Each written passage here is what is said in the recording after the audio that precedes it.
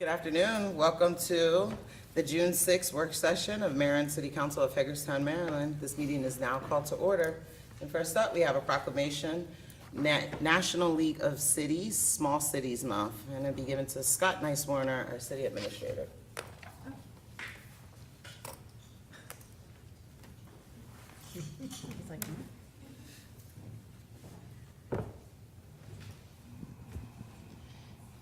All right.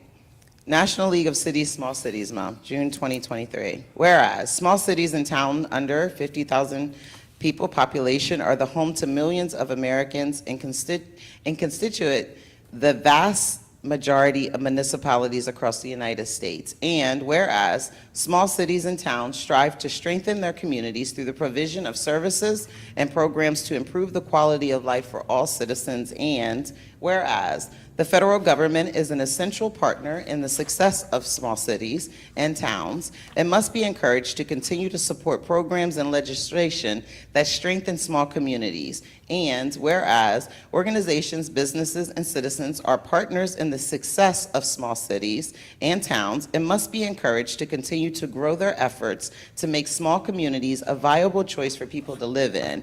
And whereas during these challenging economic times, the need for a renewed intergovernmental partnership to support essential public services to more important than ever to ensure the safety and growth of small town America. And whereas the National League of Cities President and the Small Cities Council of the National League of Cities have declared June 2023 as Small Cities Month. Now therefore, I, Takesha Martinez, Mayor of the City of Hagerstown, hereby proclaim June 23 as Small Cities Month and encourages President Biden, Congress, state governments, organizations, businesses, and all citizens to recognize this event and to work together this month and throughout the year to invest in small cities and towns to better the lives of all citizens. Thank you so much for the work that you do for us here at Hagerstown. Quite welcome. Thank you for this. Thank you. And you know, where things really happen are in the small cities, as is said here, and Hagerstown, part of this small cities council, is one of the larger cities there, but it is heartening to know that we have a lot of similarities, not only with our smaller cities across the country, of which I serve with 50 other city administrators and mayors, but also that we have a lot of good ideas moving forward, and I hope to be able to share some of those with everyone as we move through the next year. It's a great opportunity, and again, appreciate the fact that I can represent Hagerstown with this group and actually be, I think, one of the leaders, one of the leading small cities through the country, thanks to all of your help. So thank you.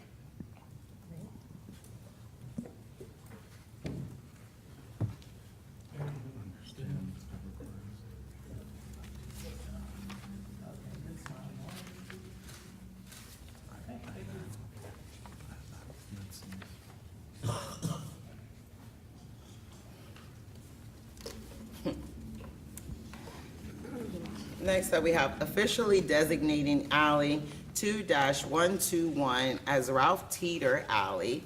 And with us, we have Jen Bender, our interim city administrator, and engineer, sorry. He wants it. There's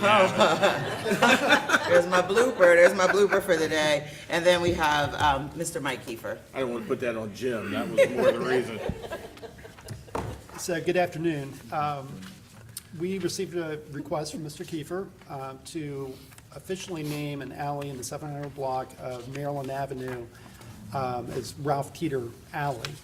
And I just did a very short memo, just laying out some background on Mr. Teeter, but I think it's probably more appropriate to just let Mike tell you why he is seeking this recognition for Mr. Teeter. Thank you. Good afternoon, Madam Mayor, council, ladies and gentlemen. 10 years ago, I sat before the city council and talked about the possibility and probability of creating a sister city with Hagerstown, Indiana. I did that when I found out that the folks that settled there came from here, and it just made sense to do that. And it did in fact happen. And over those 10 years, I have tried to build on that relationship in several different ways, to include a scholarship that I fund myself for one of their graduating seniors every year. I've had some folks go out there with me a couple of years back, and the mayor will be following me out there this year in August to celebrate the 10th year anniversary out there. One of probably the most prominent individual from Hagerstown, Indiana, is a gentleman by the name of Mr. Ralph Teeter. Every person that's driving an automobile in the United States, and arguably probably the world, if they have a cruise control in their automobile, then they can thank Mr. Ralph Teeter. Mr. Teeter was blinded at the young age of 10 years old by an accident. He stabbed himself in the eye. And problems with his eyesight traveled over to the other eye, and he ended up going blind. He was completely blind about the age of 7 or 8. He got himself an engineering degree in the University of Pennsylvania, an engineering degree now, think about that, completely blind. He built an automobile when he was age 14. He drove it around Hagerstown, Indiana blind. He walked around Hagerstown, Indiana to go from his home to the bicycle shop and all that. He helped with his dad and all that, completely blind. His children didn't realize he was blind until later years. That's how well he had his house and properties memorized. The man was a phenomenal individual. We have some folks coming here later on this month from Hagerstown, Indiana.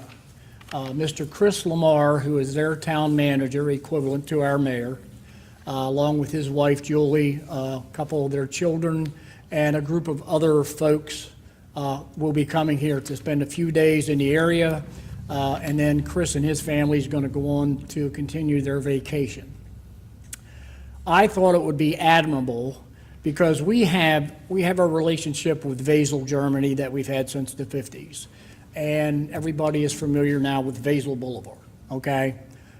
Yes, would I like to have a boulevard or a street named after Mr. Teeter? Absolutely, but I'm not trying to go that high at this point. But I think it really would be honorable from the city to consider doing something of this nature. When Chris and his group come here, I'd like nothing better to do than to take him there and say, Chris, you can tell your folks back home that we appreciate the creativity of Mr. Ralph Teeter, and we want to put it on display here locally. And I think that would be awesome for him and everybody else in the small town of Hagerstown, Indiana. So I'm asking that you all come on board with me to have that done. The only thing is, they're going to be here on the 24th. So it's a project that will have to be done immediately. Along with the sign being erected, I'd like to have an additional plate made so we can give it to Chris, and he can take it back to Hagerstown, Indiana with him and have it on display either in their town hall or their library or wherever they decide to do that. And I'm sure they'll have some kind of an article done up out there in reference to what it is and why it is and that nature. So I thank you for giving me the opportunity to speak before you today. I hope you feel the same way I do in regards to doing this, and see if we can get this done. Thank you. Any questions? You guys have any questions? Just one, Jim. Have you heard from the Pullmans? Have not. Have not heard from the adjoining property owner on the other side of the alley yet. But that property is not owner occupied. They live in Silver Spring, I believe. So I'm not sure how much interest they really have in the property. Yeah. If I might interject something there, that piece of property you're speaking of has had multiple people living in there over the years. It's one of those situations where they come and go, come and go. Jim, I do have a question. Does that time frame seem reasonable to be able to spin up a sign and all that? It's kind of short notice, I think.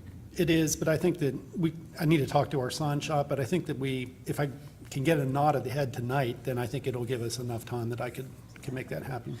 Just making sure.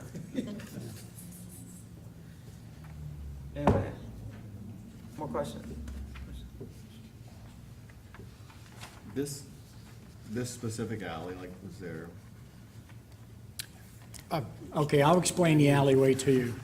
It is a short connecting alleyway that goes from Maryland Avenue to an adjoining horizontal alleyway behind Maryland Avenue.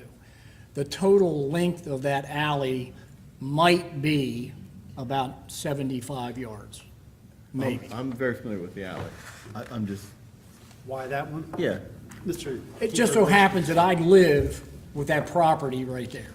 I mean, as a council, you can decide to put it anywhere you want to. I'm not holding firm on that having to be the location.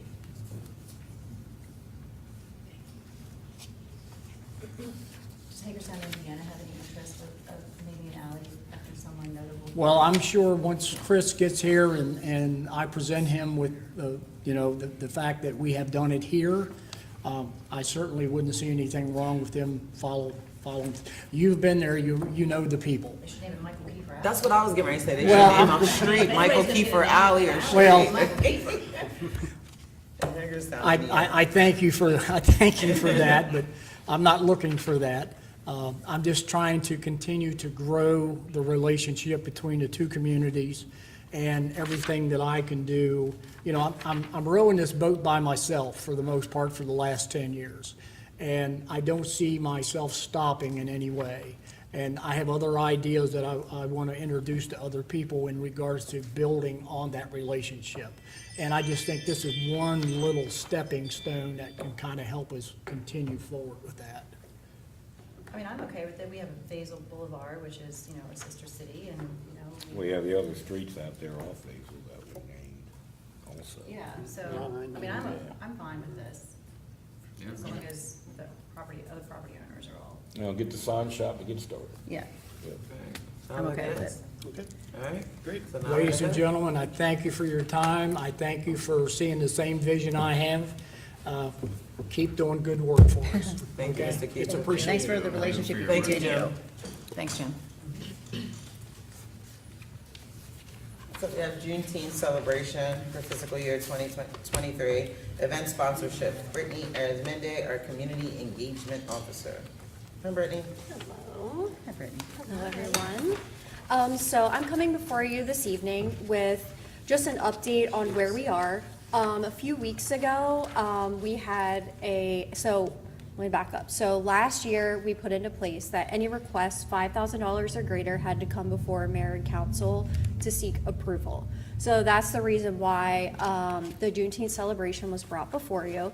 So this evening, we're just gonna kind of do an update where we are with that, and then I'm just looking for your direction from council and mayor to see the amount that we are going to give for the sponsorship, since the event is coming up very quickly. So as you can see on the spreadsheet, where we are in this fiscal year, which is almost over, we are currently over budget. And then on the next page is the amount that staff is recommending to award for an event sponsorship for Juneteenth, which is the $5,000 amount. And then the only other attachment is just the sponsorship request, which came into us on April 10th. And you can see the deadline that was listed there, so it was significantly later than a lot of the other events, sponsorship requests that we received for this year. So I'm just seeking guidance. Is everyone okay with the 5,000, or where should we go from here? I'm okay with the 5,000. It's consistent with the approved amounts we've provided for other events. Yeah, it looks like that matches the highest amount of anything else we've provided, so I'm good with that. What did we do last year? Last year, this organization received 10,000. And they actually requested 12-1. That's this year. Right, This year, well, they've last requested. year they received 10. Yes. This year Yeah, they requested 10, 12, yeah. yes. I think the difference though between last year and this year is that this year we put, you know, a decision in the beginning to say like, okay, anything above, it has to come to us. Okay, we'll And- take those. Yeah, but it's a little, it's late. And we It's have just- a whole, like, more events this year. I think that, From and last year. yes, yes, we Right. have about double the amount of events Which being is good. requested this year, which is ultimately, in my position, that's what I great. want to see, and we have even more for FY '24, so I'll see you guys back here next week to figure out a process, again, a revamp process for this, because we're seeing so many community organizations wanting to do events downtown, which is a great sign, but we need to figure out how to award these in a fair and equitable way across the board. Let me ask you a question. We gave 10 last year, and, you know, we didn't bark about it, because it actually is, you know, now a federal holiday. And it does celebrate independence. But, what do we spend every year on fireworks? That's not in my department, so I'm not 100% sure. That's a different department. We know? Spent at least, I think, 13 on the fireworks itself.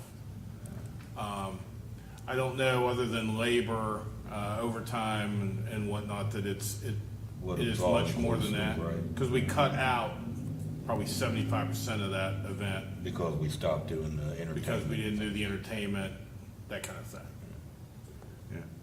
Well, listen, I'm good with 12-1. I mean, this is an event that celebrates, independence and incorporates everybody, you know, in the country, but specifically in Washington County. So I'm good with 12-1. I believe that if we're going to celebrate other things, then we ought to celebrate this too. So, The fireworks contract's 28,000. 28, yeah. It's from a different A lot budget, less. correct? Yes. From a different budget. Yeah, okay, but it's. And it's a city sponsored, it's city. City City sponsored event, hosted, city right. hosted. Right. Sure we do.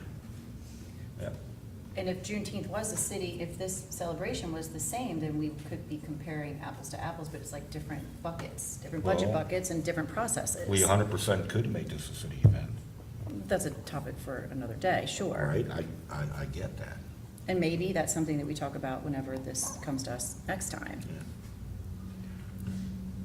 I think that the difficulty for me, when we had this conversation the other week, and we struggled, you know, with where to find the money, so to speak, there were a number of items on our agenda that evening, and so, you know, I tried to express my frustrations about where I felt we were headed on the matter in my email to everyone. I don't think it came across as clear as I wanted it to, but at that meeting, we were talking about the sale of the property over off Eastern, which I felt, at least for myself, that we worked diligently to generate some gain from.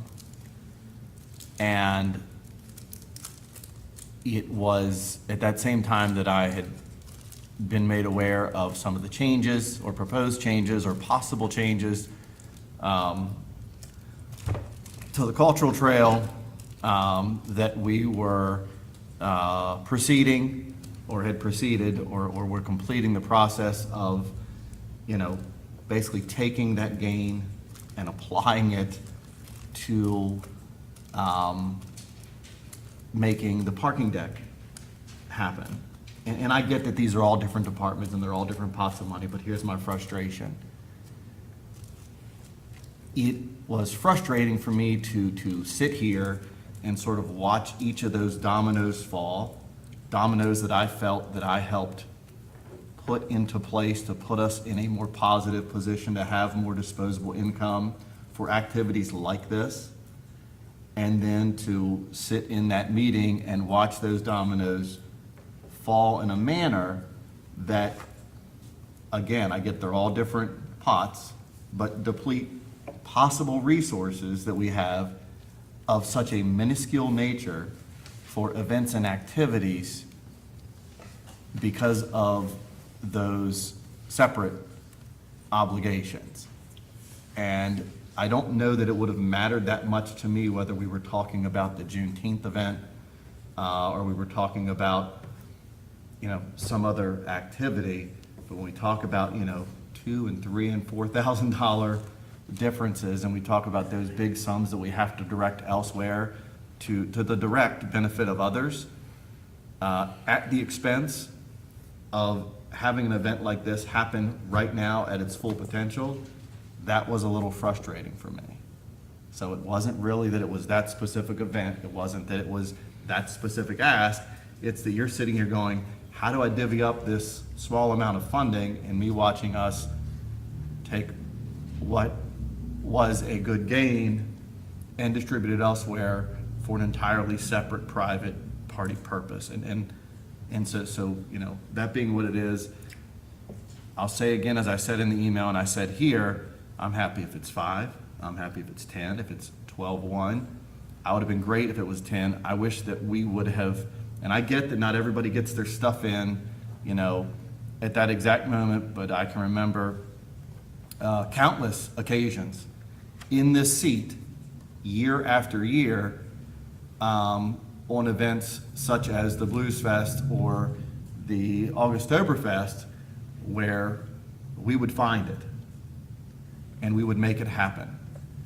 And when I hear about a small amount like that, I just felt like we were leaning, or we should be leaning in the direction, we'll find it and we'll make it happen. I agree, I think it being, whether it's a private or a city direct event, is a whole different conversation. But this event's important, to a lot of people in the community, a lot of our citizenry, and I look at that and think, wow, we're so quick to find that funding for those other really big things, and it was like we were just as quick to tamp down and saying that, sorry, that well's dry on this little bit, and that was just odd to me. So.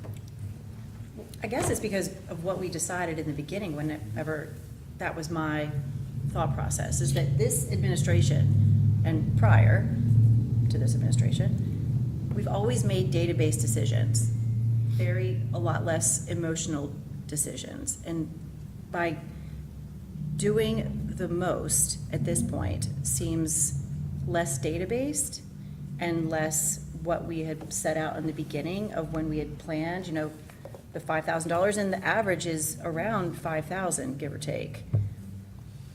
I mean, I think my thing is that I would love to find the money and give the money, but how many more are going to come if we set that precedent now? And we talk about that all the time. What are we saying? Like, we're gonna set something in the beginning of the year and say this is going to be an average amount, first time events and all that, and then all of a sudden we get new requests for a lot more money. Like, where are we going to say, okay, this is the I hear you. end? And with due respect, database-driven decision-making would have held that number of acquisition of that property at a specific figure that it did not. Yeah. And that's frustrating to me. And I agree. database-driven decision-making would say that, even though our charter calls for 17% in our undesignated fund reserve, we're at 32. Meg? Undesignated reserve fund, 32%. So, and I'll go back, and Scott hates to hear me say this, but that money is the people's money. And it should be used for the people. And here's an opportunity to fully fund an event that celebrates a huge population of our county.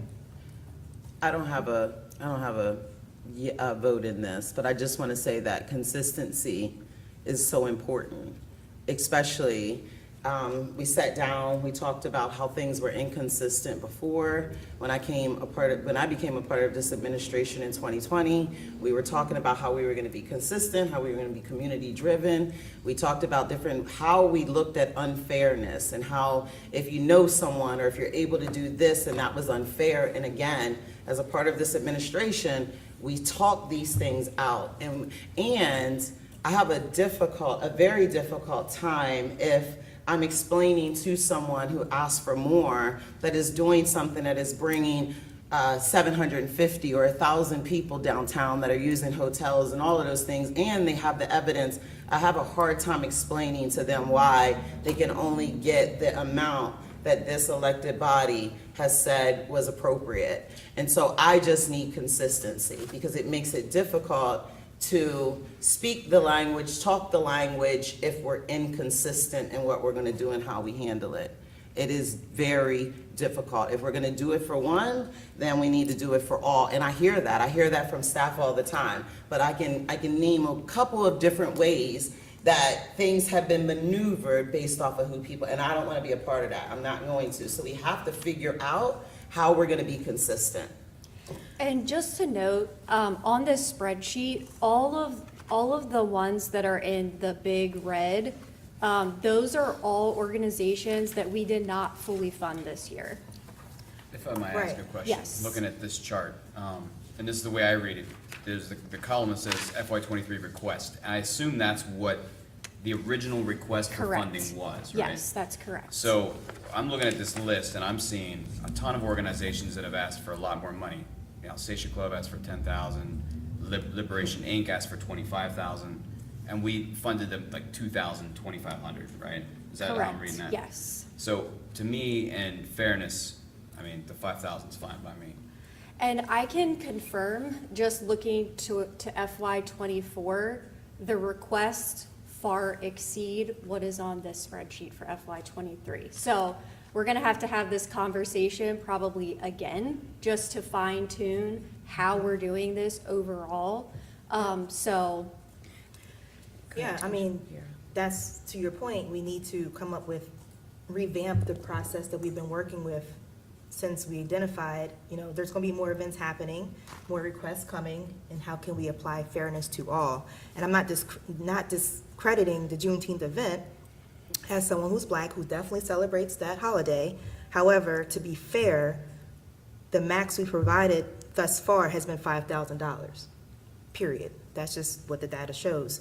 So let's work forward to have a more clarified process that we communicate to all the organizations requesting for money, so we don't have to come back to the table again to have this round table talk about what's fair for one and not for others. And the ultimate goal is for us all to have feet on the streets and people downtown and enjoying themselves and feeling safe in crowds and all of that. That's what, regardless of what the event is or what it indicates. So when we do have the discussion again, if there's the ability to move money around to allocate for more opportunities and events, I'm all ears. Because I want to be able to fund everyone to an amount that makes sense for everyone and is fair and really gets them to be able to promote and bring people downtown to fall in love with the city. What's our take now on the hotel motel revenue? What do you know? What do we get nowadays? I probably couldn't tell you off the top of my head, but I think isn't the majority of faculty hotels? That's not what I asked. Oh, I'm sorry. Okay. I just asked what our amount is now that we get from hotel motel revenue that the county says we should get. Off the top of my head, but I can get that for you. Are you saying to use that now or next in fiscal year '24? I'm just, Just asking questions. I watched the county commissioner meeting today, and the MSO came in and requested 30 grand for their independence celebration out of Hagerstown Community College, okay? When asked by one of the commissioners, it might have been asked what the balance would be remaining in those hotel motel revenue funds. Now, I'm figuring this is fiscal year to July 1. It's $415,000. Oh, my gosh. So I'm just, I'm sitting there scratching my head thinking, that's a hell of a lot of money. Yeah. And To spend money in a considering that the majority of revenue that goes in that funds come from the city of Hagerstown. Right. So, we sure don't get $415,000, and, I think the last time we were like at 145 or something like that. So, Again, as I'm born and raised in this town, in this city, in this county, a Black woman, Juneteenth and what it represents is extremely important to me and my family. And I'm not gonna fight for anything harder than the Blackness that's in my skin, right? But at the same time, being a part of this elected body, I have had to dial back in the way that I advocate for my community based off of fairness. Because I'm not going to make a decision for someone in your community or in someone else's community that's not fair. And so I just want to be clear and on the record with that. As a Black woman, born and raised, Juneteenth is very important to me. I don't think Tiara and myself, would find anything else to rather be doing than celebrating Juneteenth and what that means to be independent, right? But at the same time, I want us to be extremely, extremely careful with how we're doing this, because it makes it difficult, especially for her and I, to be completely integral and committed to the rest of this body on the entire city if we can't advocate if we can't advocate with full passion and want things to happen in the Jonathan Street community, because that's where we're born and raised from. I'm not gonna stand and go back and forth with you guys based off of how I know someone if it's unfair, if it's not something that we sat down and came together and said we were gonna do. I'm not gonna do it. I'm just not gonna do it, because that is the integrity within me as a part of this elected body. It is 43,000 people in 12 square miles. I would love to see Juneteenth be a city thing that we celebrated, and this was I would love to see that. That's a conversation we should have. I agree with when you speak that. about fairness, in all fairness, we should, as a body, at least fund to the amount that we funded last year. Maybe it's not 12-1, but maybe it's 10,000. The reason that we did 10,000 last year, from my understanding, is because there weren't as many events and we could. Right. Because we were still coming out of the pandemic and there was a limitation of events, because we had so many applications for 2023, is why we decided to put the restrictions or the parameters in place. It was just a different time, so we were able to give the 10,000. I'm looking forward to the conversation. I vote for 5,000 for this event. I'm 5,000 as well. That's my vote as well. You all set? Thank you. Thank you.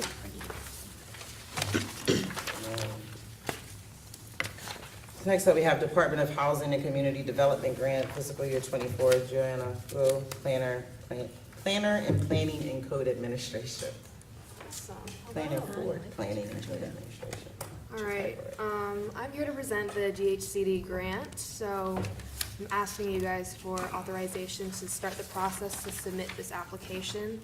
It's for the state's Community Legacy Program and Strategic Demolition Fund. So a little bit about that. There's two different funds, Community Legacy and SDF, which is a Strategic Demolition Fund.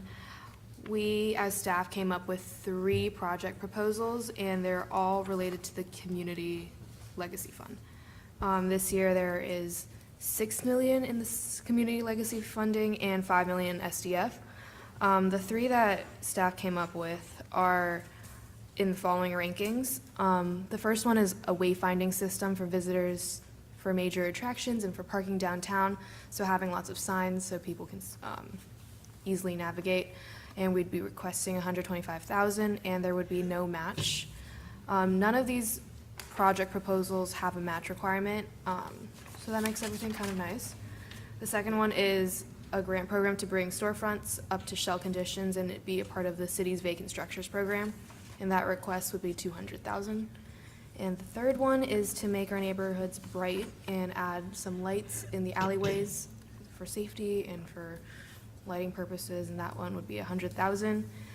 The next steps are for mayor and council to, if you guys are in agreement with a proposal, a resolution to support the grant application would be on the 20th agenda for approval, and staff will take care of that and apply for the grant that's due on the 29th of this month.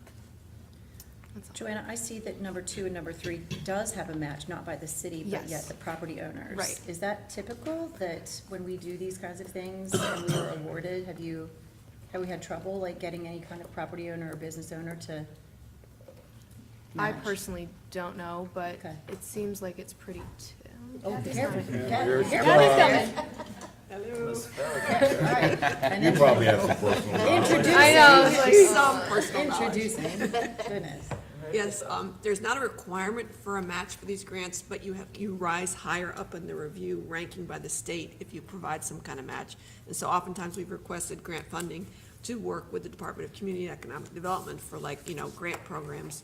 And typically we require them to provide some kind of kick-in from their side. Okay. And so that's how we've been showing match. But we're not required to show match. It just, you have a better chance of being selected if there's some kind of. Got some skin in the game. That's Got it. right. Okay. Are these three proposals in any specific ranking order? Staff kind of took, this is the ranking that they decided on. I believe you guys are voting on that ranking, but are able to change it if you so choose. Given my familiarity with the strategic demolition funding through DHCD, it seems like number 2 is the most I agree. applicable to what the intent of that fund is for, not number 1. I would This is say, actually community legacy that They're we're all- pursuing. I'm sorry. Yeah. Yeah, so for me, like, I just feel like it's, that's more what the strategic demolition is for, is to, convert blight to good. I don't know how else to say that. to not like. Yeah, and I feel like number 1 is like something Just that cool. we're probably gonna do, or, is probably going to occur What's the? anyway. It's hard for me to just like understand what we're getting rid of with number 1 when you use the term strategic demolition fund. It's community legacy that we're pursuing, not strategic demolition. Yeah, I know I keep saying them confusing. You know what I mean? So I guess that's what I'm saying is like, I feel like number 2 is like, I don't know, And number 2 is more like obviously a physical action item. directly involved with the revitalization. Number Right. 1 supports the revitalization, helps get people to the investment that has been made to revitalize. I think it's called the Civil War Heritage. I can't remember the name of the. Maryland Heritage. Maryland Heritage, yes. Would they, my rank would be 2, 3, and wouldn't number 1 be something that they could help with? That We that could have be a- sought that kind of money from them before. Okay. What did they say? I just think They, two should be the little first. ones that are downtown I think now are like two. pedestrian. Right. I think 2 should be They first gave as us a well. grant for that. And 3 should be They've given us 2. grants for Wherever they cultural wanna put the trail other 2 on. signs. 3 should be 2. Light alleys would be very important. Yeah. Yeah, I agree, 3 for 2, because our survey that we sent out 2 years ago. Right. The alleyways and how dark it is was. I'm 2, 3, high 1. on the list. Okay. Yeah. Yep. You can make that change. Otherwise, the yeah, I'm fine with Okay. proceeding. Good to know. Yep. Good to know. That's all I have. Oh. You can hear the whole song, I'm sorry. Oh, Okay, there you go. Yeah. thank you. 3 and 1. Thank you, guys. Sorry to hit you. I haven't been able to hear the words to the song. It's playing outside. Next up, 2024 Maryland Municipal League Legislative Request, amendments to planning and Authority in the annexation law. And with us, we have Kathy Marr, Director I of am Planning back. and Code. Welcome back. Thank you. It's that time of year when the Maryland Municipal League invites municipalities to come up with ideas to pursue for the following year legislative change requests. And I said, I have an idea, something that I'm dealing with right now, is whether we would be interested in pursuing change the state law for the planning and zoning authority through annexations, which is part of the local government article. And the reason why I suggest that is that since 2006, state law requires that we consider the appropriateness of request of zoning for an annexation by comparing municipal and county zoning to determine if there is a substantial difference, that's in the law, substantial difference, including density greater than 50% of what county zoning allows for residential development. If there is a substantial difference, then we must seek the, and this is another term, express approval, which is different from regular approval, express approval from the county commissioners for the municipal zoning that is requested. This creates a great deal of unpredictability if the requested zoning falls into that substantially different bucket. And can become a contentious process if nearby residents, county residents to a farm, don't want to see it developed, and they think if they try to block the annexation, the farm will stay a farm forever. And so if the county commissioners, as a result of whatever's happening in the community, determine they do not want to grant express approval, then the use of the municipal zoning must wait for 5 years. Saw So, two examples of that just 2 weeks ago. Right, exactly. so, During our public hearings. For what? so the. Well, prob- but the Right. possibility. Yeah.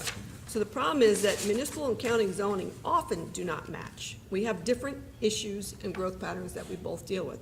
Municipalities, particularly municipalities our size, are dealing with urban issues and growth patterns.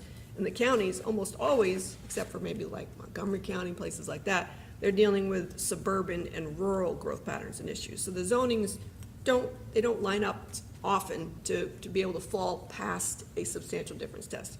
Rarely do you say, oh, they're substantially similar. No, we do different things, the zoning is different. So the requirement for county approval can introduce unpredictability, which I already talked about. Anyway, the solution I'm suggesting is that it revert to the pre-2006 process for the zoning review to be comparison of what the land use plans in the comprehensive plans of the municipality and the county recommend, rather than doing this odd zoning comparison. And why it's appropriate now, I believe, particularly if comp plans have been brought up to date as required by state law. Since 2006, state law has also required that municipalities do a significant amount of growth planning in their comprehensive plan and establish a growth boundary which they cannot annex beyond.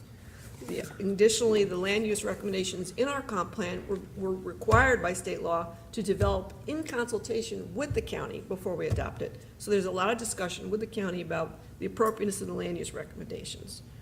And then the growth boundary is determined based on our ability to serve the projected growth. So there's a lot of growth planning that's in the comp plan. So if the municipalities have updated their plan in compliance with those laws since 2006, I don't know we can say that about every single very, very tiny municipality that may be in the state. But those of us that have a significant growth planning in the comp plan, it's more appropriate to review the zoning with the comp plan land use recommendations, especially since state law now requires that zoning to be consistent with the comp plan, not that the comp plan be consistent with the zoning. And so this change would further smart growth planning and remove the need for this express approval process with the county commissioners if there is consistency with the comp plans. Applicants and municipalities would have more certainty that if the zoning is following the comprehensive plan recommendations, the annexation can move forward in a predictable manner. It They is- all said It is amen. Yeah. difficult now. Yeah, Yeah. Absolutely. 100%. So Yep. I need to understand this as it applies to the two annexation hearings that we had most recently. Because when I'm sitting there and I'm looking at it, I'm reading it, I understand, you know, what the intent of what the annexation law for the state is, you know, those were two very different requests. Because one, you could sit there and go, okay, the county doesn't really have a valid argument between what's being proposed for annexation, and really annexation isn't really about density to begin with, right? It's about jurisdictional change, and what the applicant volunteered to say they were proposing, right? And so we could kind of look at that. The second applicant, who also volunteered that same information, was clearly different than what they could do under the county. Right, which I mean, is the county's substantially. lowest density residential zoning is what's Right. been put next to the city there. But in those two, like for me, I would want to see like, I completely agree with you on the first one, that the county, you know, that you don't really have that argument. On the second one, I would have been completely on the side of the county to say, this is absolutely not consistent with, you know, With zoning, With yes. Mm-hmm. zoning, you know what I mean? And even the information that the applicant, a legal representative provided to us via email later, because in the hearing, they said, you know, well, you got townhouse development in Hager's Crossing, so it's similar, right? But the townhouses were, you know, completely on the other side of that development, right? It was all more moderate, you know, housing over in that entire half of that city residential development, as well as the county development around it, as well as the existing residential development across the street. So, Although that's zoned for industrial across the street, but there's housing over in the Cedar Lawn area. What I'm saying is there was. to the south. Right, there was a clear difference in that particular case. There's a And so- difference, but I don't think it's appropriate that it's that different. Because who's going to want to build large, single-family lots when right across the street could be a warehouse? So the more dense type of housing is typically what you put next to the non-residential stuff. You don't go down as far as you can go in your residential density if you know across the street you're encouraging industrial and warehouse development, which is what is the case on the other side of McDade Road. Right, but also, I mean, you make the same argument that on Howe Road, at one time of day, it was encouraged that it was gonna be 220 houses, and it's now 2 huge warehouses, you know what I mean? So that's just, It's been rezoned. that's what I'm saying, that's just a zoning that's just a zoning that's been applied to that property. It could change if it hasn't been developed. In that case, you can see the surrounding development Right, that and this exists. very discussion we're having is why I'm Yeah. suggesting it shouldn't be a comparison of zoning, but what does the land use plan recommend in the comp plans? Right. And the comp plans are more broad, they're saying this is where the lower density residential should be, this is where the high density should be, this is commercial, industrial, it doesn't get into the fine particulars of what that zoning category should be, just it should be in that general, Number. yeah. And I felt like the second one, it wasn't anywhere near that number between the two, like the two being close. Between the zoning districts, yeah. Well, volume, I mean, I think the volume, that's that's what the concern is. So, yeah, I hear what you're saying, and it's odd because on the one case, I could say, yeah, we need this because, you know, but I don't know that that's, well, It's just we've gone down a long road in consultation with the county to develop a plan that says this is the way we plan to grow. We throw that all aside, and it becomes a purely political decision based on who shows up that does not want a farm developed. Because then there's hesitancy to grant the express approval if there are any number of county residents that are opposed. but I think, at least for me on our end, we sit there and we go, well, we have to be, it has to be 3.5 minimum. But when somebody comes in and says, yeah, the county's 2, you know, your zoning can make it 4, we'd like to make it 12. Like, to me, that's a drastically different number that an individual's arguing, and that should be the entire point of, you know, that difference of opinion. I don't know, I guess for me, I just think that it rests with the applicant to prove their case, you know, with the county. I'm happy and fine if you want to ask this of the state. I don't see them actually doing it. If we don't ask, we'll never get Yeah, anywhere, though. But I think they're gonna say, yeah, that's why it's This that way was, the in county 2006, it was all packaged together. This changed to how the zoning was done with the annexation, and these requirements for the municipalities alone to have a growth element, and for everybody to have a water element in their plan, because of dissatisfaction with the way one town on the eastern shore was growing without doing much growth planning. And so this was sort of like a knee jerk, well, we gotta solve the problem for the whole state that one county is experiencing with one town. And so this is what we wound up with. I was consulted at the time and I said, I can see what you're trying to accomplish, but it's not better. It's just, and it has been a struggle ever since. And now that we've all done, if we've done what we're supposed to do, all this growth planning, and we're in our growth area that says this is the area we know we can serve with growth, that's what we should be looking at. Not, particularly if the zoning out in the county has not been updated in a while. I'm in. Yeah, MML thinks this is gonna be, is something they wanna tackle.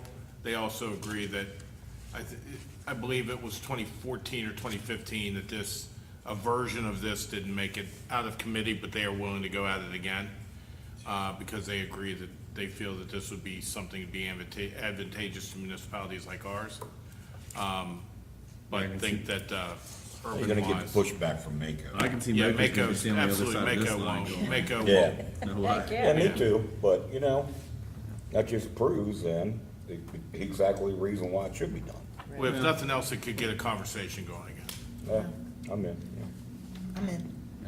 Okay. And the form is due to MML by the end of the month, so we'll get that in. All right. get 'em, Get in that yeah. cage, Go yeah, get 'em. baby, go fight. Go get them, Tiger. Get 'em, Tiger. Next, we have Operation Take Back Initiative with Chief Parker. Yeah, I'm good. For real. Hi, Chief. Hi.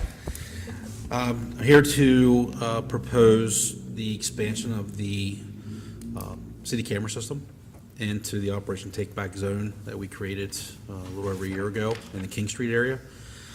We've done some initiatives down there as a city, as a whole, to make that community better, and in consultation with the city administrator and other staff, we thought this was the next step to add some value down there and some more input that gives that community some value to it. So we're looking for ARPA funding to fund 30 cameras in 13 locations, to include the fiber and the installation, at a cost of $185,029.49. Spikers is a sole source vendor for this. It's part of the overall camera system, and we've run that through the finance department, so they're good from the ARPA standpoint in terms of the funding. So that's what the ask is. Okay. Yep. I have a question. Yes. I'm gonna plead some significant level of ignorance on this subject. As it applies to the monitoring and management of the camera system as a whole. Is that solely done by HPD, and is it done real time or like post-review time? Mostly post-review. Most of the cameras are post-review to be transparent. However, depending on circumstances and situations, we can track live and use those cameras in live feeds. Is that at all tied in a way that the 911 center also has utilization in that manner? Yeah, we've moved that to our watch center. So our watch center is located downtown here. The members that handle those calls, that sit at a desk and handle those phone calls coming from dispatch, actually monitor the camera system along with our front desk person that works the front desk. I guess my question is, as we work. 911 doesn't have access. Right, as we work through that process, I don't want it to be a county issue to say, well, you're adding 30 more cameras for us No, to it watch. has nothing you to know do what I with mean? county. No. Here's your bill. No, it has nothing That's to why I do was with asking, I'm pleading ignorance on that, because I didn't know if that could be. No, back in the day, the county, the Okay. dispatchers did monitor the camera system, but they're, with the way they're made up out there now, they don't have the ability and the time to do that anymore. Okay, And So it's all done by monitors city staff. Now are our people, That's correct. a lot of them are part-time. Part-time watch center and our full-time staff person at the front desk, along with the staff that can jump on the cameras at any time Yep. from the mobile access we've got with the new software you guys approved. Has made it a world of difference as well. Yeah. Yeah. Yes. Okay. Thank you. I'm not the city administrator, just wanted to clear that up with you. Did I say something? No. Do you want it, Scott?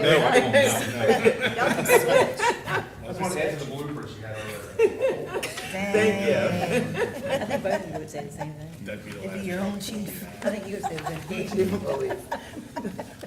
Next up, Next up, we have fiscal year 2024 Community Development Block Grant Annual Action Plan. We have Margie Joe, our Community Development Manager, and Ms. Rachel Paul, Planning and Outreach Coordinator. Hi, Rachel. Hi. Nice to meet First you. time for Rachel. First time. Oh. Nice to Well, meet you. that's why I put Miss in front of it. Nice to meet you.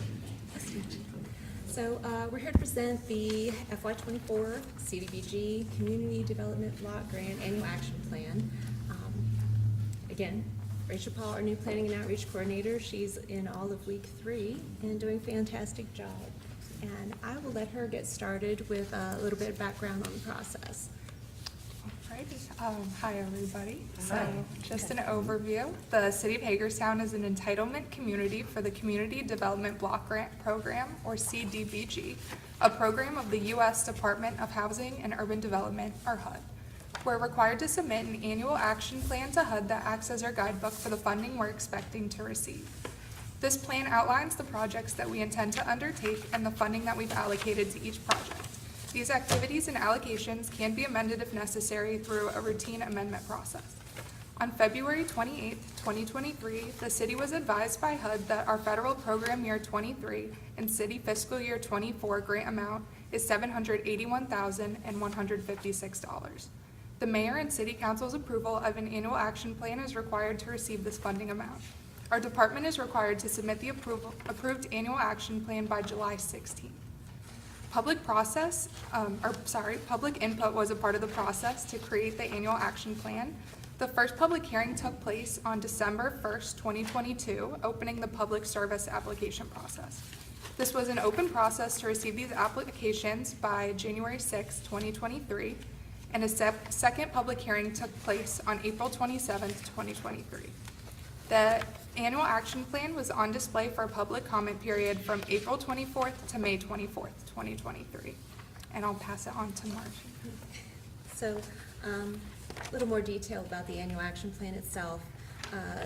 This is created to be consistent with HUD and CDBG national objectives, and also with the city's CDBG 5-year consolidated plan. The plan supports multiple neighborhood-based programs for income-qualified applicants through homeowner repair grant programs and loans, and also home buyer down payment assistance. The plan supports neighborhood revitalization through public facility and engineering projects such as sidewalk repair and upgrades, repaving projects, and park and playground creation and rehabilitation. So these programs are administered by DCED staff. Our plan also provides funding to nonprofit community partners through subrecipient agreements. These organizations provide services to city residents and special needs groups such as our homeless population, senior citizens, and area youth. The plan is, in essence, very similar to the activities of last year and the year before. There's a summary of activities and funding amounts that's been included in your packet. Our staff recommendation is for the annual action plan to be adopted as it's been presented during the public comment period. No comments were received during this time, so no changes have been made to the draft. We've included the draft motion and resolution in your packets for the vote expected at the regular session on June 20th. And approval of the plan will then allow us to submit our formal application to HUD to release this entitlement funding to the city. And with that, we're happy to answer any questions you might have. I know this. Good. Oh, I'm sorry. I was just gonna say, we had a conversation earlier in the meeting, and I noticed that the Community Free Clinic requested for this fiscal year 24, $50,000. Staff recommended $22,500. And then it was settled upon that the level of funding would stay the same as past year, which was $47,500. Okay, so we're giving them $47,500. Actually, well, no, our recommendation is the 22. Because of the cap on public service grant funding, And they're okay with that? well, we have to have the approval to let them know. So, Okay. yeah, with the cap on public service funding, we can only spend Right. 15% of what our estimated yearly budget's going to be.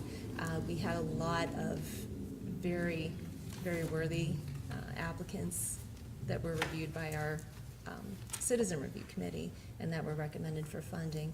But with the limitations imposed by the cap, we had to try to divvy it out as best we could and still try to sort of proportionally fund everyone.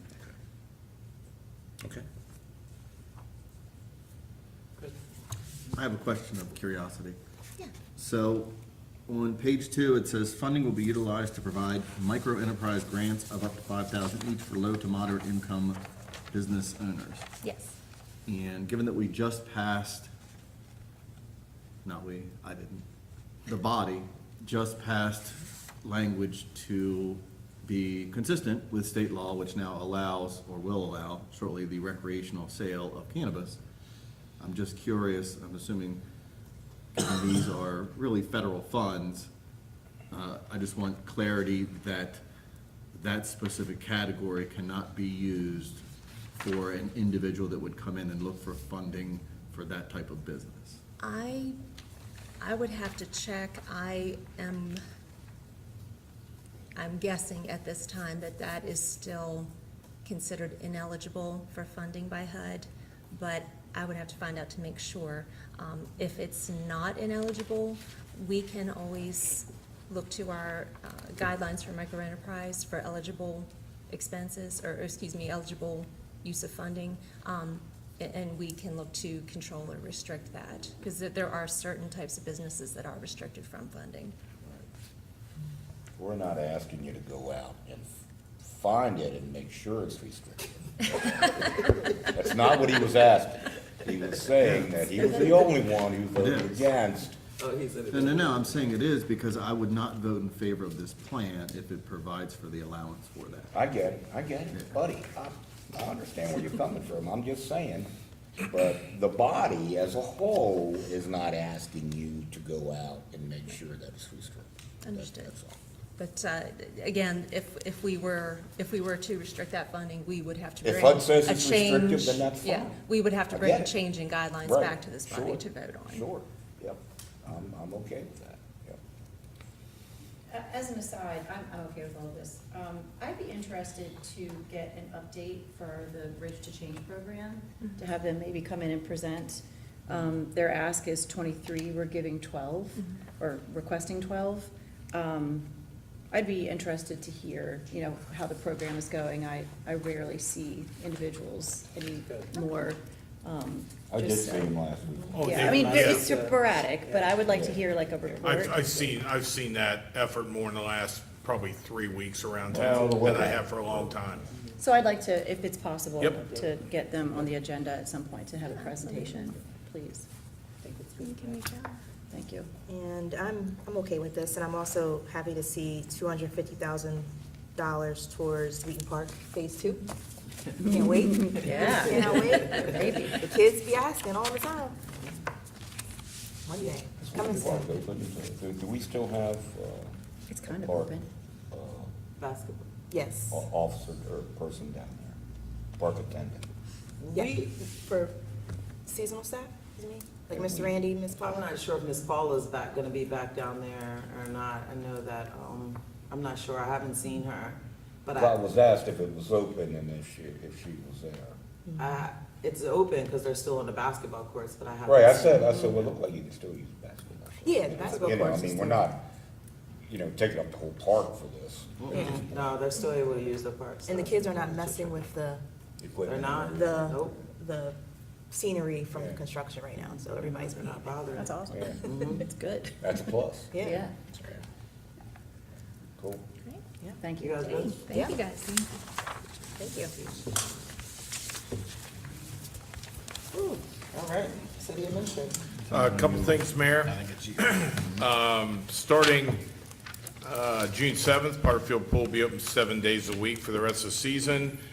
Friday, June 9th, the outdoor movies at City Park. Band shell begin featuring Puss in Boots: The Last Wish. There'll be the first of 4 movies this summer. June 16th, Top Gun Maverick. July 7th, Encanto, which I would never want to see again for the rest of my life. What was 'cause it? We, Encanto. 'Cause It's so sad. If you got grandkids, Yeah, if you got grandkids. we don't talk about Bruno, 600 don't times. worry. I cried at that. And they'll probably want to go see this one again, and can Love that one. pretty much do like a Rocky Horror Picture Show, and Oh. just. And then, July 14th is Thor, Love and Thunder. That was good. So, I never saw that. that is a fun time, nice place to watch a movie, especially if the weather is good. Saturday, June 10th, 7 a.m. to 2 p.m., community yard sale at Fairgrounds Park.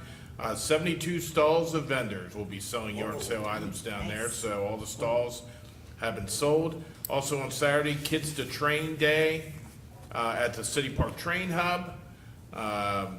Kids enjoy face painting, balloon creations, and music activities from 11 to 3. Also Saturday, June 10th and Saturday, June 17th, Fun with Flags at the Hager House at 11 a.m.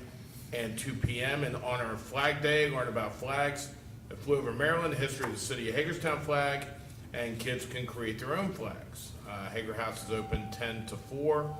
Lastly, Saturday, June 10th, Dance on the Plaza, hosted by Slam the Weight at University Plaza. Enjoy a health, wellness, and fitness expo featuring dance, health education, and access to resources. That'll be 10 to 5. So again, another busy, especially Saturday, here in the city. That's it for me. Councilwoman McIntyre. Just a couple of things. I had through a social club that I belong to, Kiwanis, I did a kindergarten registration program, and adorable children, wonderful families. But what I noticed the most was the amount of non-English speaking families and very little English speaking students. And this was at Pangbourne, and it just reminds me of how important it is for us to be able to translate these documents into Spanish opportunities, because I think that it's important, because our mission statement says inclusion, and I have to understand and represent what we decided as a body for what our mission statement is. So I know that we're working on the state of the city, but whatever we can do to advance that, it's important for everyone to be able to understand what we're talking about. I know that our website translates, but I think that we need to do just a little bit more. So, and secondly, speaking on inclusion, I don't know if this is possible. There are only 4 lights up there, but it is Pride Month. And if we could change the lights to, maybe a couple of the different colors, red, blue, whatever is significant, I think that would be something good for our community, because we will identify it and give proclamations, and I think that it would be nice to display it on the clock tower. That's it. Nope. Councilmember. That was quick. Councilwoman Grant. Just one thing. So we're happy to announce that this year we'll be celebrating our 60th anniversary year for Ruth Ann Monroe Summer Basketball League.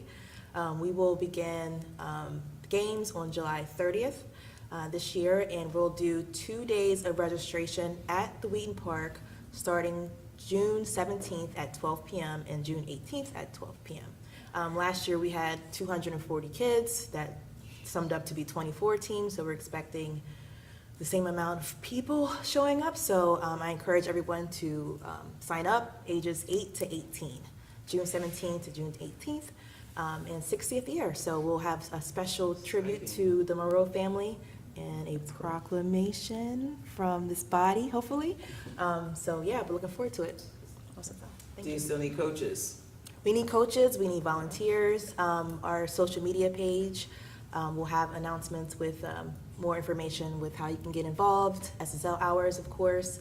It is a community event. We expect the community to show up and help us out along the way to manage 240 plus kids.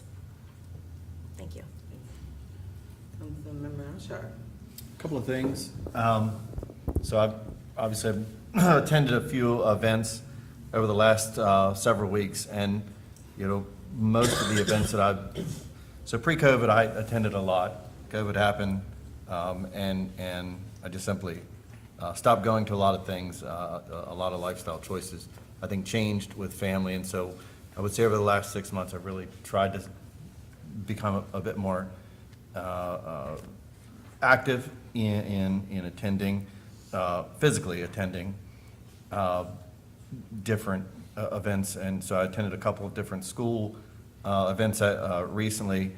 And I say the same thing, you know, when folks, because we get invitations, right, to different things all the time. And so I always say to folks when I respond, if I can make it, you know, that event is there for the individuals that you're recognizing. I don't like being recognized. I just want to sit in the back and watch. And so, but one of the ones I didn't comment on the other week that I wanted to bring up was the Walmart sort of opening the other week. And, you know, I don't know how many watch the different, I don't know what you call them, like Hulu and Netflix and things, and they have the commercials sometimes, and it'll say, this one Walmart commercial will say, like, you know, if you started here, you know, as a salesperson, if you started, you know, you made it to management. And it was amazing to me, one, the number of people that were at that event that worked for Walmart, worked for them locally, and have worked for them a very long time. I think that we, you know, get caught up in sort of chiding, you know, big box entities like that often, and don't realize just exactly how many people it does employ, you know, in the communities that it does exist in, and just how diverse those employees are, you know, that could go and work wherever they choose, and they choose that, you know, because many of them expressed how much they enjoy, you know, working for that organization. And so that was a good one. And so the other one, I think it was last week? I'm looking at Scott. Was the post-legislative, yeah, follow-up with Greater Hagerstown Committee from John Favazza of like sort of what happened in session. And again, yeah, I just wanted to sit in the back of the room and just listened. And I think the clearest point that he made repeatedly was the amount of change among the leadership, meaning, you know, both legislative bodies, you know, the governor's administration, obviously, but really like among the House and the Senate of all that different change, and how everybody sort of kind of took a bit of a pause through this session to get to know everybody and all the changes that are happening, and the expectation that next session will be a bit more lively. And so it was interesting to hear from somebody who works in that every day, just almost how like unsure-footed they were in such a long time, because they have, 46 new legislators, I think it was. And so just, it was a good presentation. And the other thing I'd take from that is, you know, his repeated message that Washington County's doing it right, meaning, you know, we sit down, we don't all agree on all the same stuff, what we want to be the priorities, but we do come together as a group and say, this is our stuff. And we go down, and that's the stuff we say is it. And, you know, we sort of hold the rest of it at bay. And as he indicated, you know, it works. And it works better that way than it does for other jurisdictions that he provides that service for, so. Just real quick, I was supposed to be at that Walmart thing, and I was a week late. I did show up with 2 grandchildren at week To late. shop. That's For the okay. grand opening. Yeah, I was supposed 9 to in the go morning. to Northgate HOA, and I was a week early. And then the week it happened, I missed it and called him the week after. Oh my And said, is gosh. this night? So I was a week early and a week late, so I understand. We got there, I was like, where's everybody? Why don't y'all have calendars? Got some membership. I get you. Thank you. Just one thing I'll mention, and that's that I think that downtown Hagerstown is doing a great job at bringing in, with these different events, bringing in different groups downtown. You know, just last week with the Voltage Wrestling, it might not be everybody's cup of tea. I loved it. I brought my son, and it was a good time. But there was a group of people down there, and there were many people that came, in talking to them, said, you know, I would normally never come downtown. And they're like, it's so nice down here, you know, this is great, you know. And I think it's doing the intended effect. I think we're bringing in different groups. I just wanted to get that out there because I think that's the intent, right? And it's working. It's working. We're getting people down that may not normally come downtown, so. Yep. Thank you. And I'll start right there and piggyback off of that. The Voltage Wrestling thing. I was a wrestling fan when I was younger. One of the things I used to go to the, Brittany's smiling.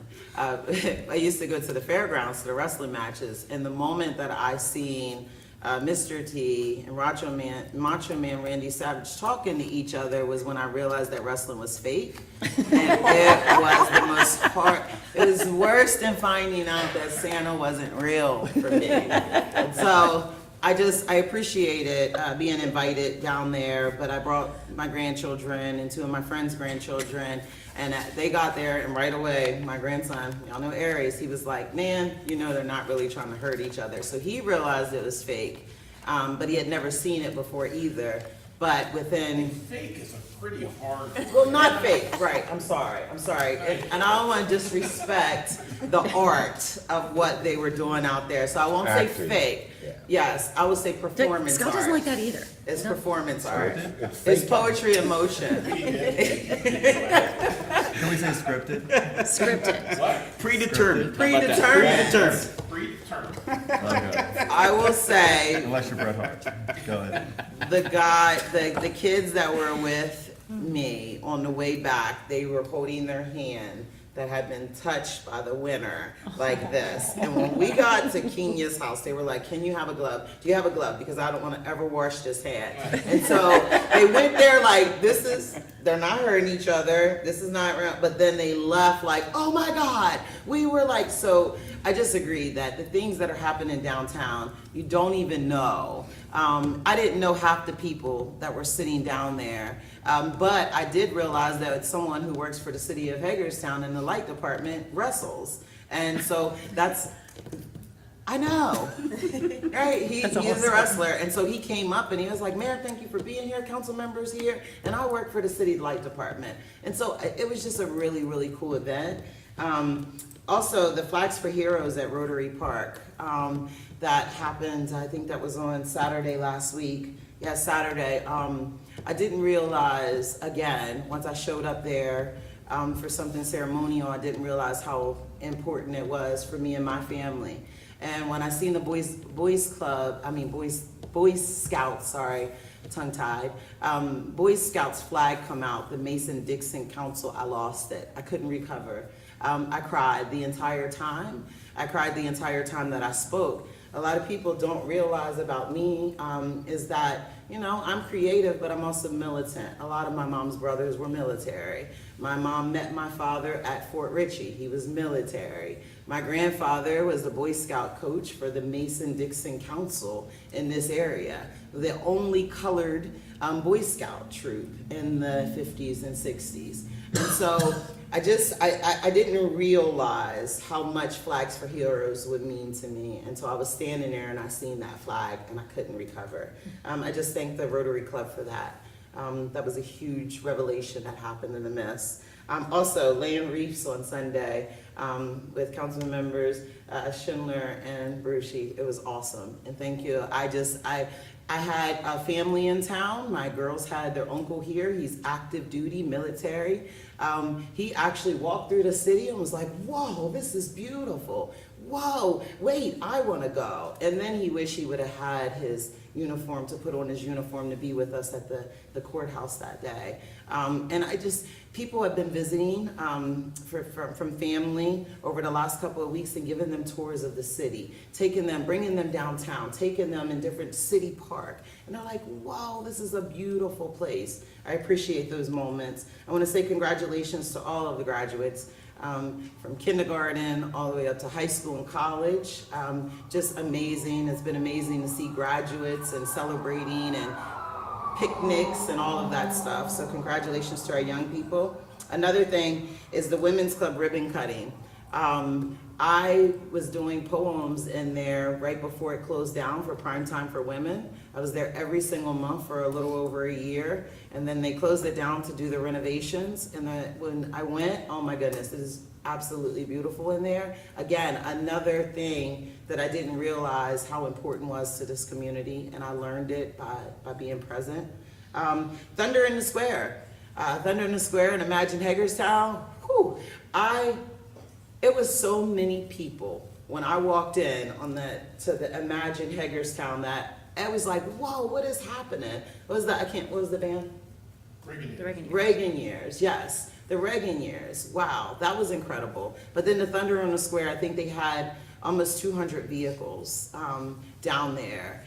It was really cool to ride in a golf cart and get to judge. And it was funny because there was a couple of people that said, "You don't know what you're doing, how you're going to pick a car." Well, I actually used to like cars a lot, and so so I did know what I was doing a little bit. But that was amazing. I think that it's been amazing to see so much community out in downtown Hagerstown, and Chat and Chew. This is moving into what's to come. There's a Chat and Chew on Saturday with me, the mayor, and it's a sponsored event. It's at Vibes from 1 to 3 p.m.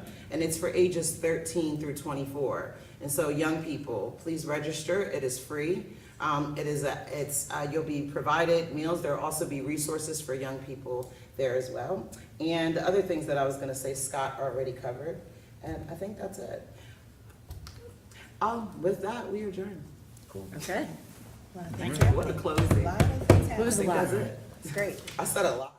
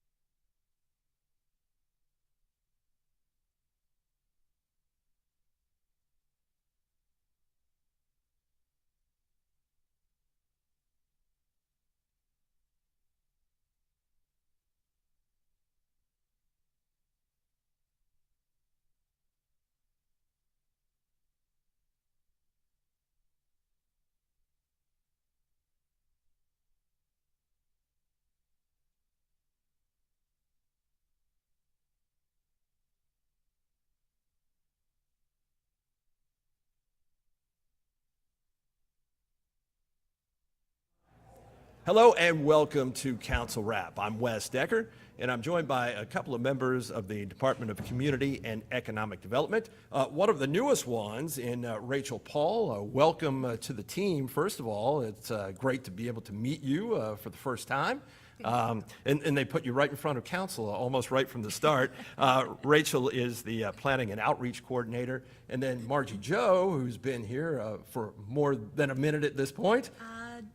Just over a year. Yeah, as the Community Development Manager, and the first time I've been able to have you on Council Wrap. So welcome aboard. Thank you. We're here to talk about the agenda item that you presented earlier to Mayor and Council, which is the FY24 Community Development Block Grant Annual Action Plan, which doesn't just roll off the tongue, by the way. Yeah, it doesn't. So how do we get here on this, Margie? Can you just kind of lay the groundwork for what gets us here and how these dollars are then allocated to the city of Hagerstown?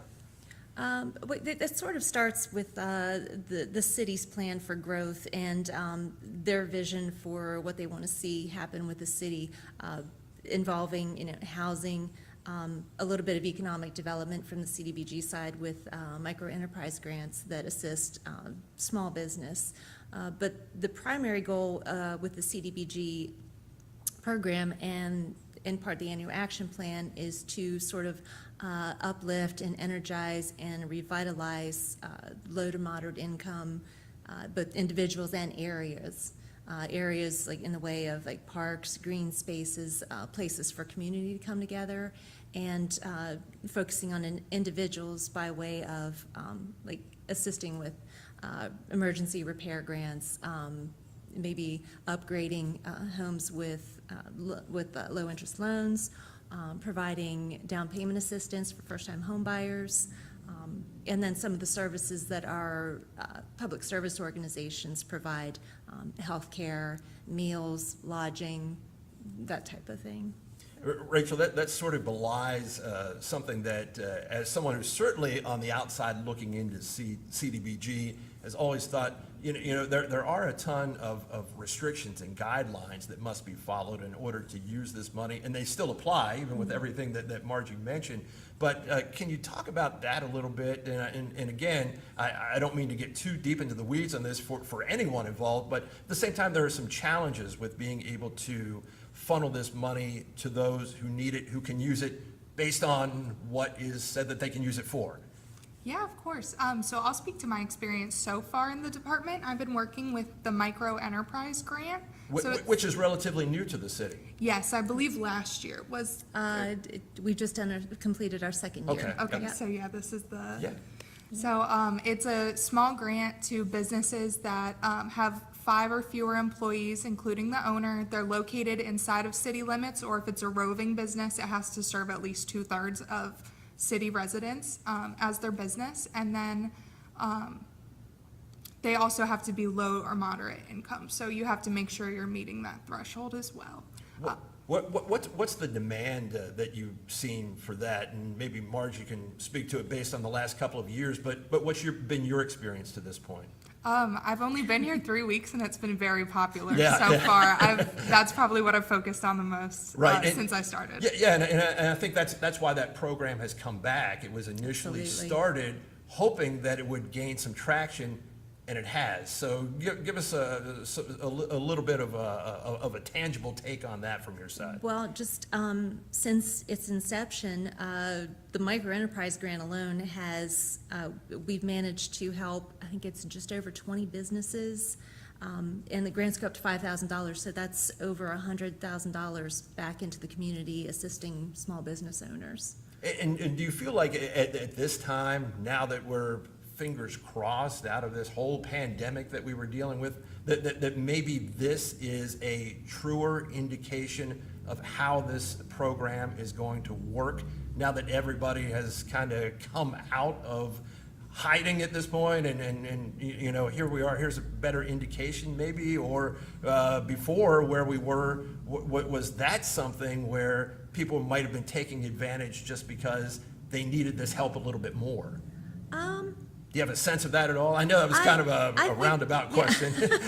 I think maybe, and To go back to your reference to the pandemic, and just with the way that people's view of employment and career and all that has shifted, I think maybe it's created more of a push to, rather than just have a job, it's like, you know what, I'm gonna take that risk, I'm gonna go out and make my own way, I'm gonna start my own thing, and I think that's where micro has become very popular. Yeah, that certainly makes sense, and that's one of the 21 activities that were identified in the action plan that you put forth. $781,000, just a little more than that, allocated to the city of Hagerstown. How does that come about? How does Hagerstown get that money? A lot of it, well, basically it's because we've been successful in continuing to move money out into the community. If we're actually required to meet a standard that HUD sets every year, showing that you have put X amount of the money that you have been granted through all these years, that you have been able to put X amount back into the community through all your different programs. And they're actually, and it's not just a matter of spending it on, well, we have a lot of administrative costs. There are caps on administrative costs. There are caps on the money that we can just funnel out to public service organizations. So it's like the activities that we as a department create to move the money out. And Rachel, can you speak at all to the requests that were received? I know, I think it was alluded to in the meeting that they were pretty much ones that you had fulfilled and satisfied previously, but give us some sense of how do people even go about making requests, to be a part of this annual action plan and to have money allocated to them? Yeah, of course. So the first public hearing for this annual action plan was in December of last year, and then applications were accepted, I believe, until January 6th of 2023. Okay. So in those applications for public service grants, all of the organizations will list how much they would like to request, what exactly they would use that money for. And last year compared to this year, there were just a lot more applications that were to be funded. So because of that, not everybody would be able to get allocated possibly the same amount as the year before, because there was such a higher amount of public service grants to be given out. Yeah, and plenty of discussion about that earlier in the meeting on a different topic. Yeah. Because you only have so much money, and for something like this especially, you don't go find money somewhere else, because this is money that is being allocated to the city of Hagerstown. Right. So again, you have to be very much on point with the way that money is allocated. Talk about the public input period, because I heard you mention during the meeting that you really didn't receive any. Why is that something that is part of this process? Is that part of the transparency of it? Or how does that work exactly? Well, the idea is to keep the money flowing into the community, you need to know what the community wants, what are the biggest community needs. With the first public hearing back in December, generally a lot of the public service organization representatives will show up, because those who are familiar with the program know that that's the beginning of the application period, and there might just be a little bit of discussion. Here's what we're seeing lately. Here's where we see things moving. Right. So that kind of, if there are going to be any tweaks to the plan for the upcoming fiscal year, you sort of take that into consideration and kind of try to incorporate that into the activities in the plan. The second public hearing is more of just like, we've sort of got this in place. Here it is. Have a look at it. Let us know your thoughts. If something should be changed. If you just don't like this, if you don't think it's good for the community, which is probably unlikely. Yeah. But it gives that opportunity to speak up. Here's your forum. This is your money. We want to use it for you. Yeah. And in presenting this to Mayor and Council this afternoon, the purpose of that was to get them to understand, I believe, the way that you have allocated the money, the projects and activities that you've identified, and then to have them say, yes, we are in favor of going forward pretty much. But was there a chance for them to say, hey, I think we should do something else? I mean, how much of an opportunity did they have to potentially change what it was that you presented to them? Every opportunity. Oh, okay, Yeah. okay. Yeah, I wasn't quite sure about that, because I know at the staff level, a lot of work goes in to doing that. I mean, you're not just throwing numbers against the wall, you're not Right. just picking out activities and projects. So a lot of work's gone into that. Then you present it, and then, so do you kind of hold your breath, like, hey, I hope that we're on target with this, and they feel the same way? Maybe just a little bit. I sense there may be a little relief when they say, yeah, we're good with this. Yes, yeah. And certainly, I think the elected body, I think their goals for the city Right. are sort of, we're all kind of meshed together, Which so. you kind of mentioned up front. I mean, that's where it all stems from. Yeah. Kind of their strategic plan, work that into the action plan here, Right. and then hopefully it all meshes together and everyone's happy in the end. There are, oh, no, I'm sorry, but there could be concerns with, and as we expressed even before the meeting, because of the public service cap, we weren't able to Right. provide, like, the full amount of requests to all of the applicants who were recommended. So that part kind of hurts, but at the same time, we're still able to assist in some way, still able to, we can't give you everything, but here, please use this. At what point in time do you start looking toward next year? I know we're just taking care of this one, but at what point in time do you start looking toward next year in terms of letting people know when that first input meeting will be taking place? Things like, is it an application process? I mean, how do they find out about this? I mean, what's the best way for them to learn about this and kind of get a schedule in their heads? Generally, a lot of the information that we put out is posted on our website, Okay. DCED website, which is, we can branch off the City of Hagerstown's website. Sure. I forgot where I was going with this.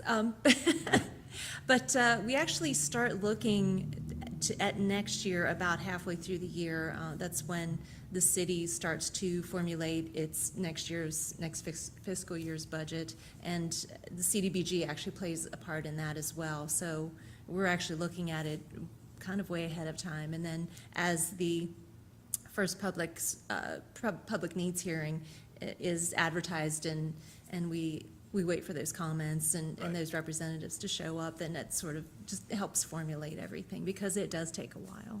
How difficult is it to look ahead at something like this, not knowing the most important thing, I'm guessing it's the most important thing, the amount of money that you'll have available? Generally, we have a little bit of an idea just based on the years of history that we've had with the plan. In the last 8 years, I believe, the grant has been around, I think it's averaged about $722,000. So it's been pretty consistent. Yeah, So yeah. that definitely You know, helps. sometimes you get lucky and you get more than you expected, and Right. sometimes you get a little bit less and you have to adjust, but, Yeah, well, again, I mean, it's one of those things where, you do so much good with the money, you try to put it in the right places, and as you said, I mean, it's really the people's money. You just want to make sure that the people who need it the most end up getting as much as they possibly can to do the best they can do with it. So, Most again, definitely. appreciate your time, and, this is always a fascinating thing to me, because I feel like CDBG and anything that's involved with that, there's just so much below the surface. It just takes a lot to really understand everything that goes along with it. But when you present something like this right here, it kind of brings it to a greater understanding of, okay, here's a facet, here's a component of what goes along with that. So, again, wish you great success Thank you. as you continue in your endeavor. And Rachel, certainly welcome aboard. We're glad to have you here at the city. Thank you. And that is it for me this time. Thanks to both ladies here. Thanks to you for watching. And for now, that's a wrap. See you next time on Council Wrap.